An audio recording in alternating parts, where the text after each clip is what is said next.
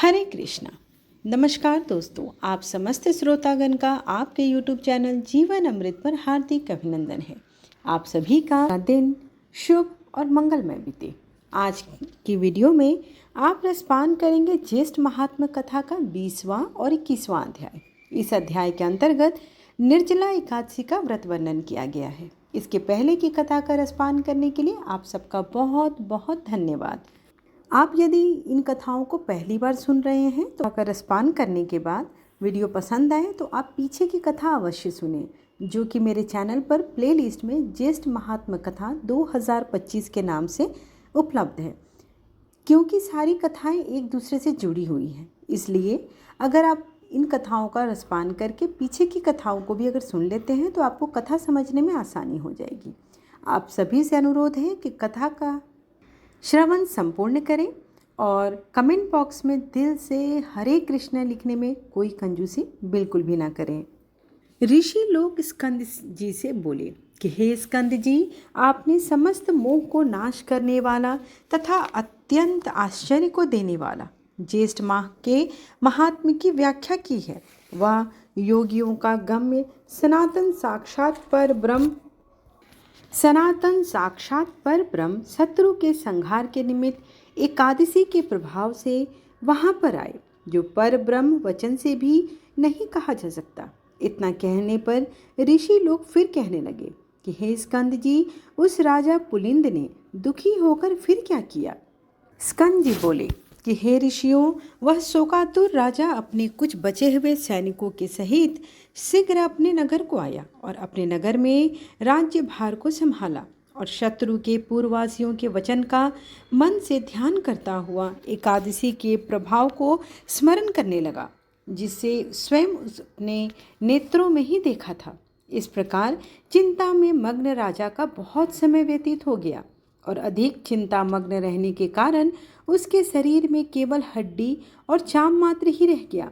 जब राजा पुलिंद ने अपने पुत्र को राज्य देकर स्वयं अपनी स्त्री को साथ लेकर वन को चला गया और वहां जाकर वानप्रस्थ आश्रम ग्रहण कर लिया। वहां वन में राजा पुलिंद को एकादशी के संबंध में प्रश्न करते 12 दिन बीत गए। वह सबसे यही प्रश्न करता कि हे तपोधन, एकादशी के व्रत की क्या विधि है, जो व्रत तीनों लोकों में दुर्लभ, पवित्र और भगवान का अति प्रिय है। अहो आश्चर्य है, मैंने उस एकादशी का उत्तम व्रत महान आश्चर्यकारी कार्य देखा था, इसमें कोई भी संशय नहीं है। वहाँ के पूर्व जन्म के पुण्य कर्म के प्रभाव से वरेण्य ऋषि के पवित्र आश्रम में दत्तात्रेय ऋषि आए और उन दत्तात्रेय के दर्शनों की लालसा से वहाँ समस्त ऋषिगण गए। कुछ लोगों ने पूजन, स्तुति तथा विविध प्रकार की उनकी सेवा करनी चाहिए। राजा पुलिंद भी दत्तात्रेय जी का आगमन सुनकर वहां भयभीत के समान ऋषि के पास जाकर बैठ गया। प्रधान ऋषियों के चले जाने पर राजा पुलिंद दत्तात्रेय जी के पास गया और दंडवत कर दूसरे विंध्याचल पर्वत की तरह पृथ्वी पर गिर गया। दत्तात्रेय जी राजा से बोले कि हे सौम्य, उठो, तुम कौन हो और किस लिए यहाँ आए हो? तुम्हारे दुख का क्या कारण है, उसको तुम मुझसे कहो। दत्तात्रेय जी के वचनों को सुनकर अत्यंत दुखी होकर वह पुलिंद राजा ने उठा। तब उस राजा को दत्तात्रेय जी ने स्वयं अपने हाथ से उठाया। राजश्रेय पुलिंद ने उठकर दत्तात्रेय जी को अति सुंदर हृदय जानकर कहा, हे जगतीतल विख्यात राजा पुलिंदु, हे तात, थोड़े ही समय में पृथ्वी मंडल को जीतकर और गर्व में आकर मैं सेना सहित राजा प्रचाणवर्ही के नगर को गया। वहां जाकर उस विष्णु भक्त राजा के नगर को पीड़ित करने पर कोई ग्रामवासी मेरे पास आया और मुझसे प्रार्थना करने लगा कि आज श्री हरि भगवान का पवित्र दिन है, आज और कल 2 दिन के लिए उस राजा के विषय में क्षमा करे, क्योंकि समस्त नगरवासी व्रत में लीन है। उस नगरवासी की वार्ता सुनकर मैं गर्व में होकर क्रोध से उसके वचनों का अपमान किया। उसके वचन मेरी बुद्धि और मति को गर्व से न छुड़ा सके। इसके पश्चात सूर्यास्त हो जाने पर असंख्य विष्णुदूत अनेक रूपों में वहां आकर युद्ध करने लगे उन विष्णु दूतों ने समुद्र के समान मेरी समस्त सेना को भक्षण कर लिया। अपने प्राण मात्र रह जाने पर हम लोग भागकर अपने नगर में आए। उसी समय से मैंने राज्य, पुत्र, धन का त्याग कर तामसी वृत्ति का आश्रय लिया है। अब आज आपके चरण कमलों का दर्शन करके मैं कृत्य हो गया। मैं धन्य हूँ तथा मेरे पूर्वज भी पुण्यशाली हैं, जो आज देवताओं से भी पूजित आपके चरण कमलों का मुझे दर्शन हुआ। भगवान, एकादशी नाम वाला व्रत कैसा होता है और किस विधि से किया जाता है, उसे आप संक्षेप में मुझसे कहिए, क्योंकि मैं आपकी शरणागत हूँ। अन्यथा मैं शल्य के समान अपने प्राणों का त्याग कर दूंगा। राजा पुलिंद ने इन वचनों को सुनकर, सब वृत्तांतों के जानने वाले दत्तात्रेय जी उसी समय राजा पुलिंद को दोनों हाथों से आलिंगन कर और दयार्द चित्त होकर मधुसूदन भगवान के एकादशी व्रत के विधि विधान को बतलाने लगे। दत्तात्रेय जी कहने लगे, हे राजन, सुनिए, मैं विधि पूर्वक एकादशी व्रत को कहता हूँ। हे नृप, 10वीं के दिन प्रातःकाल उठकर शौच विधि करें। काष्ठ की दातुन को त्याग कर पके हुए पत्तों से दांतों को शुद्ध करें। महानदी में मंत्र पाठ पूर्वक पंचगव्य से स्नान करें। संध्यादिक कर्म करके शुक्ल वस्त्र पहनकर घर को आएं। गूलर के पात्र में उत्तर मुख होकर जल को भरें और देश काल का उच्चारण कर ब्राह्मणों को प्रणाम करके कहें, हे देवेश, आज मैं भक्ति पूर्वक आपका व्रत करूँगा। हे राजन, 10वीं के दिन दूसरे के घर का अन्न, 2 बार भोजन, मांस, छौर और शरीर में तेल लगाना त्याग देना चाहिए। हे राजन, हविष्यान्न के अतिरिक्त और सभी पदार्थ अर्थात जो खाने योग्य नहीं हैं वो सब कहे गए हैं। अतः 10वीं के दिन प्रयत्न से थोड़ा सा हविष्यान्न ही का भोजन करें। रात्रि में कथा का श्रवण द्वारा जागरण करें। पश्चात सूर्योदय होने पर निर्मल जल से स्नान करें। पूजा गृह में आकर संध्या आदि नित्य कर्म को करें। एकादशी के दिन चित्त में किसी भी प्रकार का विकार उत्पन्न नहीं होने देना चाहिए तथा प्राकृत विषयों में मन को न लगावें और विष्णु सहस्त्र नाम का पाठ करके तुलसी दल से भगवान श्री हरि का पूजन करें तथा पुरुष सूक्त और पवमान मंत्रों के जनार्दन भगवान का अभिषेक करें। औषधि, मिथ्या भाषण, शयन, स्त्री के साथ वार्तालाप, क्रोध, कटु वचन, अलाप, काष्ठ के दातुन से दांतों का मर्दन, एकादशी व्रत के फल को चाहने वाला इन सब कर्मों को न करे और प्रत्येक प्रहर विष्णु भगवान का पूजन करना चाहिए। इसी तरह गाना गाते बजाते सारा दिन रात व्यतीत कर देना चाहिए और उत्सव आदि भी करने चाहिए। दूसरे दिन प्रातःकाल जिस दिन द्वादशी हो उस शेष द्वादशी में भक्ति युक्त चित्त से पारण करें। पारण न करने से पुण्य की हानि अवश्य होगी, इसलिए सर्व प्रयत्न से द्वादशी में पारण करना शुभदायक होता है। हे वत्स, व्रतियों को संपूर्ण व्रत की सिद्धियों के लिए द्वादशी में पारण अवश्य ही करना चाहिए।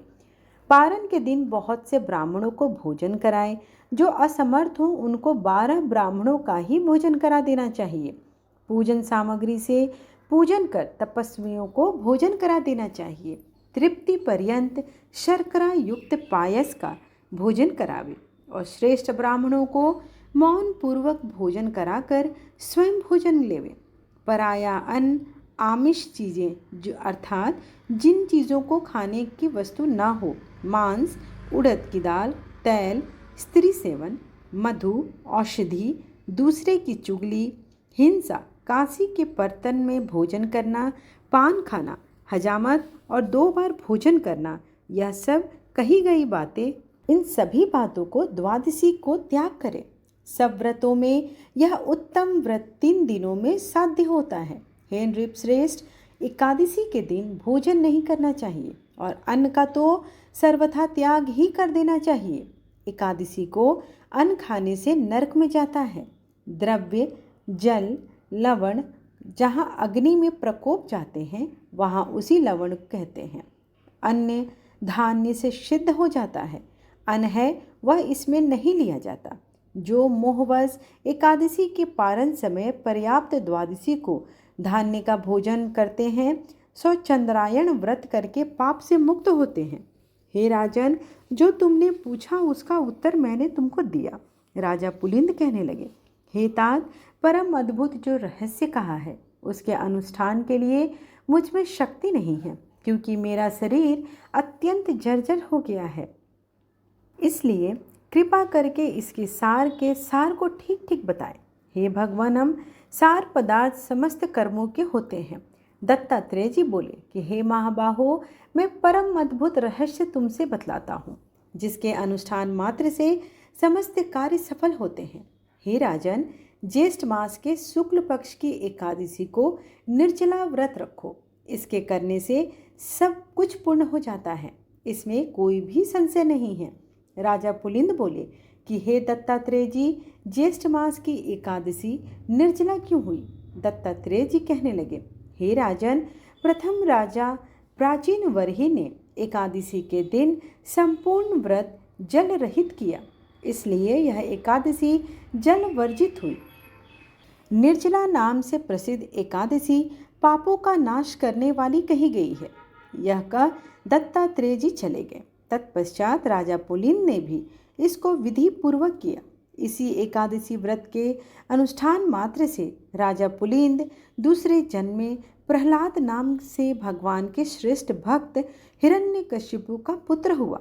श्री वेद व्यास जी बोले कि हे भीमसेन, यह प्राचीन इतिहास मैंने तुमसे कहा, इसके श्रवण मात्र से तुम्हारे सब संशय दूर हो जाएंगे। अब तुम क्या सुनना चाहते हो? भीमसेन कहने लगे कि हे पितामह, आपकी कृपा से सब मोह नष्ट हो गया है और मुझको स्मरण शक्ति मिली है।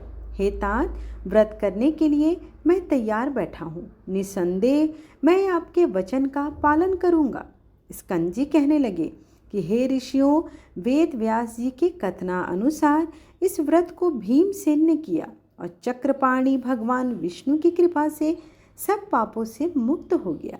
इस प्रकार ज्येष्ठ महात्म कथा का निर्जला एकादशी महात्म वर्णन नामक 20वां और 21वां अध्याय यहीं पर समाप्त हुआ। आइए अब श्री हरि की आरती करते हैं। ओम जय जगदीश हरे स्वामी, जय जगदीश हरे। भक्त जनों के संकट क्षण में दूर करे। ओम जय जगदीश हरे। जो ध्यावे फल पावे, दुख बिन से मन का सुख संपत्ति घर आवे। कष्ट मिटे तन का। ओम जय जगदीश हरे। मात पिता तुम मेरे, शरण गहूँ मैं किसकी, तुम बिन और न दूजा। आस करूँ मैं किसकी। ओम जय जगदीश हरे। तुम पूर्ण परमात्मा, तुम अंतर्यामी, पार ब्रह्म परमेश्वर, तुम सबके स्वामी। ओम जय जगदीश हरे। तुम करुणा के सागर, तुम पालन करता। मैं मूरख खल कामी, कृपा करो भरता। ओम जय जगदीश हरे। तुम हो एक अगोचर, सबके प्राणपति, किस विधि मिलूं दया मैं, तुमको मैं कुमति। ओम जय जगदीश हरे, दिन बंधु दुख हरता, तुम ठाकुर मेरे, अपने हाथ उठाओ। द्वार पड़ा मैं तेरे, ओम जय जगदीश हरे। विषय विकार मिटाओ, पाप हरो देवा, श्रद्धा भक्ति बढ़ाओ, संतन की सेवा। ओम जय जगदीश हरे।